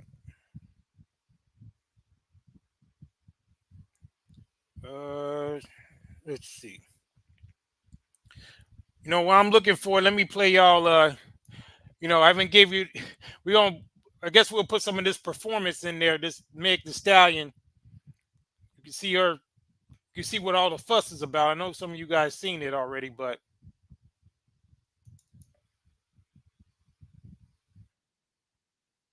Somebody call Rihanna, I'm about to drive with him. He with the stage, cause he in the wild women. Put the legs on his head, now he loves high women. You will never catch me calling these men daddy. I ain't lying, grandma, just to make them happy. Lifestyle winner, can't fit her. It never happened if the wasn't happened. I'm a hot girl, I do hot. Till the shit come on my outfit. Don't take quick, cause I ain't thirsty. These dudes mad, they wanna hurt me. I'm a hot girl, women put the legs on his head, now he loves high women. You will never catch me calling these men daddy. I ain't lying, grandma, just to make them happy. Lifestyle winner, can't fit her. It never happened if the wasn't happened. I'm a hot girl, I do hot. Till the shit come on my outfit. Don't take quick, cause I ain't thirsty. These dudes mad, they wanna hurt me. I'm a hot girl, I do hot.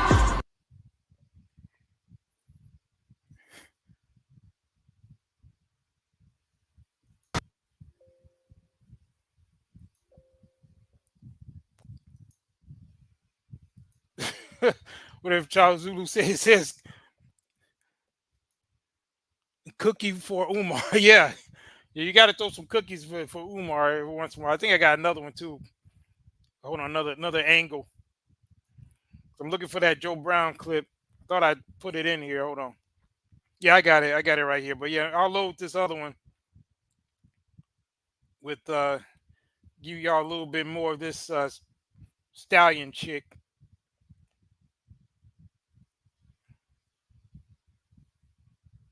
This will be y'all eye candy for the night. Reporting live with the future president of the United States. Now I know my ladies in the crowd love their body. Real hot girl. And if you want to keep loving your body, you know who to go for. Beat live, you know Lil Ju. Hey. Hey. Now hold on. Did you hear what she said? She's talking about if you love your body, if you want to keep loving your body, you know who to vote for. So wait a minute. So I guess she's advocating for the right of deletions. So I guess that's what this is all about. They want to reserve the right to deletions. But last time I checked, that is something that has to go through the Supreme Court.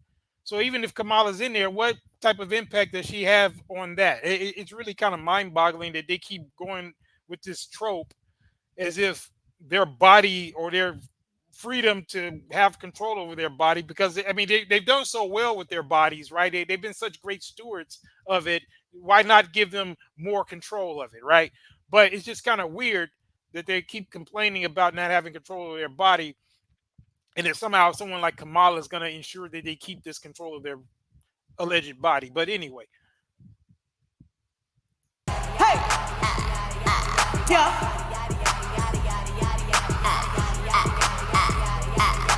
Body crazy, curvy, wavy. Yeah. Body crazy, curvy, wavy. Hey.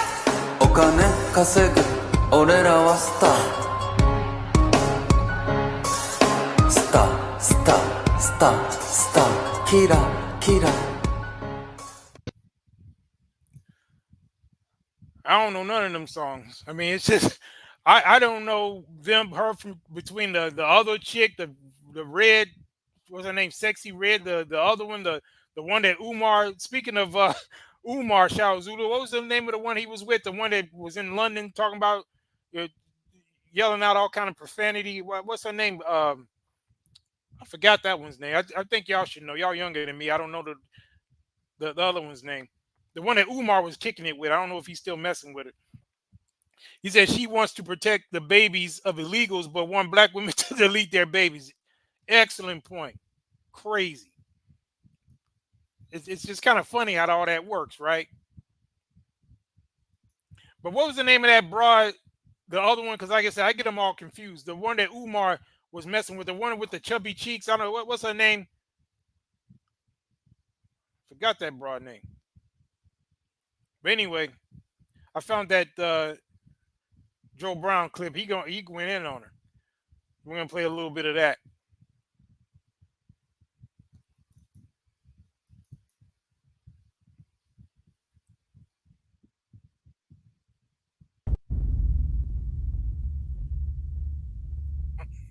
But I gotta ask you about Kamala Harris. How you fair use? Fair use. You feel about her? She's a piece of shit. So how do you really feel, Judge? I was in California. She lacked professional competence, and she worked on it by hiking up her hemline when she needed influence rather than researching. I was out in California for 15 years doing my show when she was at her peak, and she had a reputation amongst the trial lawyers of being lazy. She just hike her skirt up and try to flirt, and she wasn't that good in the courtroom, if not pretty bad in the courtroom. So I'm not surprised at what she does. She's 60 years old, and I think listening to her word salad and the way she talks, I think she's got early onset dementia and also some problems with menopausal complications. Man, he breaking that down, yo.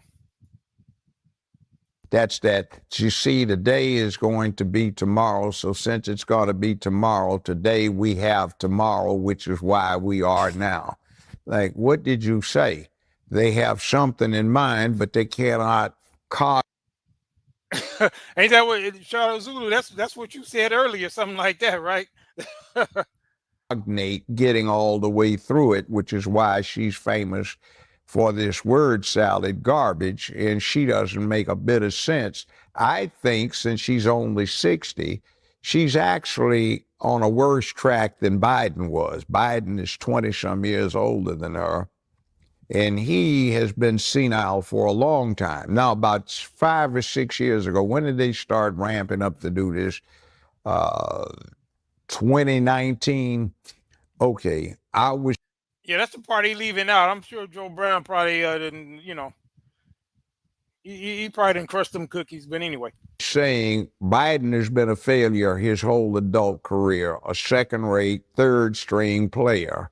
He's in the game, so he wants to make a name for himself. I considered him for years poor trailer park, urban trailer park trash. And he's a crook. He's a third stringer. Now, what I said he was going to do is he probably wants to claim fame for being the first person to see to it that a woman got to be president. And what I predicted, I'm slightly wrong on it, was that he was going to get in, try to get elected, and if he got one term, try to get elected for a second one.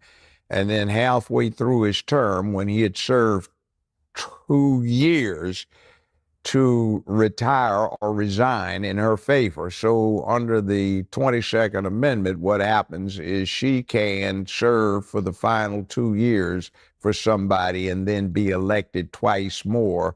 So that woman would be able to serve 10 years, second only to Franklin Delano Roosevelt, who got elected to 4 terms before they put the amendment in place so you couldn't. Now, that said, I think, and my major at UCLA was political science. My analysis is they picked the weakest somebody they could as a figurehead, somebody who had some apparent minority status, which she does not.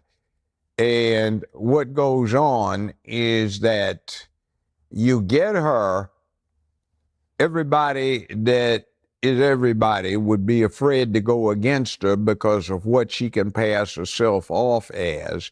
And then you get somebody that's easy to control because she's lazy, because she is becoming incoherent, and because she's always tried to do the casting couch to get where she wants. Now, the problem is that'll get somebody to a certain level quickly. But you can't get past that level if you don't have competence and talent. So my thing about it is if I'm crude about it, in this city years ago, I used to represent a whole bunch of pimps and hoes, and I know a hoe when I see one. And I say this, I don't care, women, you do what you want to do if you want to have recreational sex, but when you do the casting couch or anything else for professional purposes to get paid or advance, you a hoe. And she's old hoe. And the problem is what is she supposed to do? Somebody, one of her sycophant slaves comes up and unwraps her in a carpet naked at Putin's feet, and he says, oh yeah, I'm Julius Caesar. He said, no, I got better stuff here already. Plus, I don't want you anyway, you old woman. Get on up. Yeah, he going in, man. But yeah, he makes a good point. You imagine us sitting across from Putin or sitting across from Xi Jinping with that boisterous laugh. I've never even seen Xi Jinping or Putin even laugh, much less they barely even crack a smile. And you imagine her out there laughing and ha-ha and kikiing in front of them. I mean, come on, man. But anyway. You know, Xi Jinping, is he supposed to be impressed? She's doing word salad. Well, we're here today because China and the U.S. are here today, and that's why we have to agree on what we're doing here today. Like, fool, what did you just say? You know, did you say anything?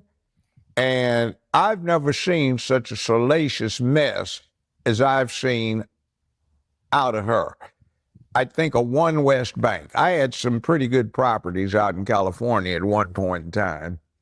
And I know I had 3 neighbors who had good properties. It was in a place called Ojai, California.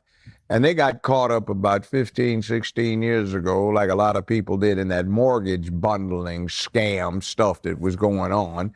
And there was a bank called One West Bank responsible for it, which was owned by George Soros. The Mnuchin that you have Yeah, I remember that situation with Mnuchin and all that whole thing. She let all those guys walk. Out of the Obama administration was Mnuchin, who was the CEO of One West Bank. Well, there were approximately 1,200 counts of indictments returned against Mnuchin and One West Bank in various counties in California. Well, Mnuchin and Soros financed and arranged and sponsored Kamala to run for Attorney General of California. They got her elected. She got in, and using the authority she had, she promptly consolidated all 5,200 counts and dismissed them. And a couple of weeks later, Soros sold One West Bank for $4.2 billion. So after that, they got together. So I guess now we see who's kind of behind the scenes backing her, right? Anyway. And got her finance and got everything organized and made the connections for her, and she got elected to U.S. Senator. Willie Brown made the initial contacts and Downtown Willie Brown arrangements so she could get elected as district attorney for San Francisco. She didn't do a very good job. She had a reputation for giving out the stiffest sentences in the United States of America for simple possession of marijuana in San Francisco, for God's sakes. But it was only to young black men. She's not a parent, never. Yeah, but she was the same one joking about her, quote, Jamaican side and how she used to indulge in smoking herself while simultaneously giving black men the harshest penalties for weed possession. Had any children, but she went off on this campaign to lock parents up, some of whom actually were shown to have dropped their children off at the school, but they played hooky, so she was putting them in jail. I know my in-laws, now late in-laws, because they're dead, and their fine daughter that I was married to, we were divorced. She got a whole lot of money, but anyway, out of me. What wound up happening was there was a liquor store they like to patronize on the way home, and it was a good liquor store, but it got held up a lot, so Kamala's solution was not go get the crooks, but close down the liquor store so nobody would be troubled by it.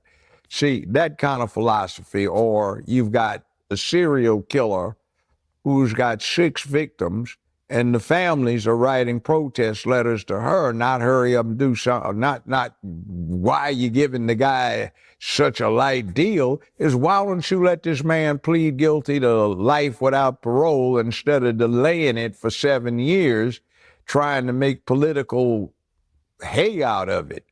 I was caught up in a thing where... And again, see, the women that were complaining about Megan Thee Stallion performing, they don't have no problem with her record. See, they're not questioning her record, right? The policies that she's enacted. They don't have a problem with that. They have a problem with her allowing a performer on stage that pretty much does what they do in their daily lives. They're the one that even made her a thing to begin with, but they want to come out with this fake outrage with that. Meanwhile, what the judge is breaking down in terms of what this woman has actually done, they don't have an issue with that. So you see the hypocrisy, right? But anyway, it's crazy. I like how he broke all that down. We're going to be wrapping up shortly, but I just want to, we're going to end on an interesting note because, you know, we've been talking about how Kamala is this grifter, right? But to be honest, she pretty much got it in a fair way because her culture, because she's actually Indian, right? Her culture, it seems, it's kind of been a little bit parasitic on black people as well, so it's very interesting because Kamala is not the first Indian to kind of mimic and emulate certain black behavior. So we're going to show a couple of examples of that that I thought were pretty interesting. So let's get a little bit of this real quick. Some of these Indian hip hoppers that I just happen to happened to come across my desk, and I thought maybe you might like to see some of this.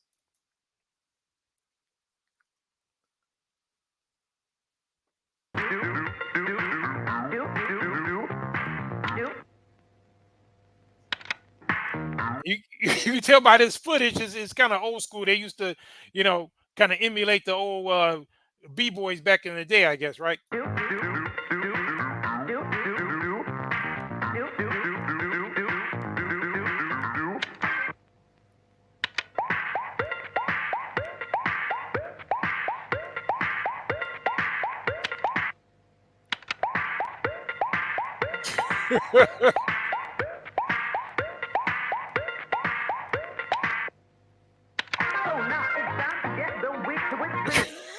Zhu say you remember that. Yeah, we got some more. But yeah, I'm just showing that she got it honest. She comes from a culture that pretty much likes to emulate black people as well. So it's only natural for Kamala to come in with the grifts, right? Because that's kind of where people that's kind of how they operate. So we got a couple more. So let's get it. They doing a little hip hop thing over there in their own little way. I think I got a couple more for you guys that you might find interesting.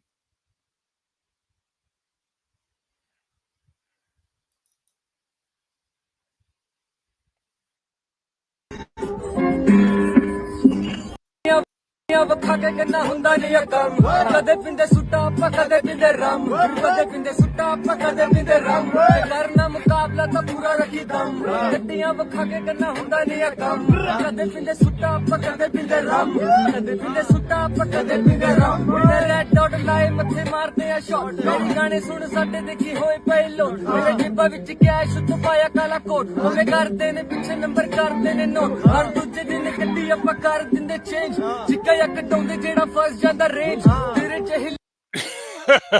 So I mean, you can't make this shit up, right? They just that's the culture. They emulating black people all the way over in India. Got one more for you. Just wanted you guys to see this because people wondering why Kamala, she kind of grifted between Indian and black and whatnot, but you got a lot of that going on.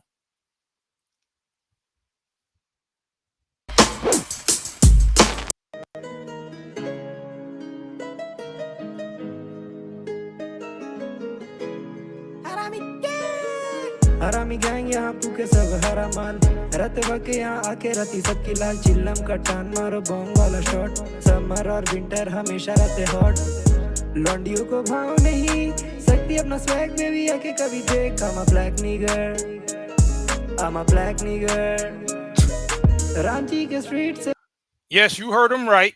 हाथों में beat है headphone में beat बजे कागज में गीत में के black nigger I'm a black nigger Ranchi के स्ट्रीट से हाथों में बीट है हेडफोन में बीट बजे कागज में गीत लिखे And yes, he is using the hard ER. Black nigger I'm a black nigger जिगरी जो यार है चाहे तो चार है सब वफादार यहाँ फाड़ देते गाड़ है उंगली करे कोई हमें उंगली उनकी तोड़ दे दूर रहता उनसे जो लोग मतलब में मुंह मोड़ दे भाई पगला गया गाना मेरा सुन वो भी बोले मेरा भाई I'm a black nigger I'm a black nigger. So there you have it. Yeah, that's Kamala right there. That's her culture. They're saying they're black. She's saying she's black. So there you go. But anyway, yeah, I just wanted to end on that note to let you know that this whole thing was, in my estimation, hypocrisy. Charles Zulu said you're a black ninja. No, he was using the hard ER, bro. So he said he's a black N-word. So that's pretty much something that Kamala can rock to right there, But it's really sad that a lot of these black women who are now, screaming and crying, they don't have an issue with her past track record in terms of her policies. They don't have a problem with the fact that journalist who had the opportunity to confront Trump on some real issues as a black woman representing them, that she failed miserably to present any type of cogent policy towards Trump, which I felt was far more devastating than whatever fake outrage they have about what Meg Thee Stallion did, which, again, to my earlier point, that is the culture that they've created. So you can't get mad at someone presenting you with something that all of their metrics say that you love. And even the women who were criticizing it, in the same breath, they were saying how much they love Meg Thee Stallion. So it's crazy. But anyway, that's going to be it. Thank you guys for coming out. Salute to you Knight Riders hanging at this late date. Those of you who can catch it live, I appreciate you. And also all of you who are going to be tuning in on the playback, salute to you. We appreciate you and your participation. We're going to be putting some more stuff on the Patreon. As I said, I'm still going to be putting stuff on the Counselor Mr. G channel, just trying to wait till we get out of YouTube jail over there. So we're going to keep it coming. You know, I've been busy, a lot of stuff going on, but we're still trying to bring you this heat and this fire. None of you guys disagree with me, so I guess I was right, unfortunately, because like I said, I'd be damned. I didn't want to have to be in a position where I could defend anything that Kamala did, but hey, it is what it is. Hey, some of you guys that's going to watch the playback, you didn't get a chance to confront me live about it, hit me up in the comment section. If you feel I was off, you got every right to do it. We'll chop it up in the comment section, because I really am appalled to be on any type of position where I have to defend something that Kamala did. But based on the hypocrisy of what these women have been presenting, my integrity leads me to this conclusion. But anyway, thank you again for coming out. Appreciate you. I'm going to end the way we always do. I'm not just, or we're not just a podcast. We're a squadcast. There's a very big difference. Mission complete. Over and out.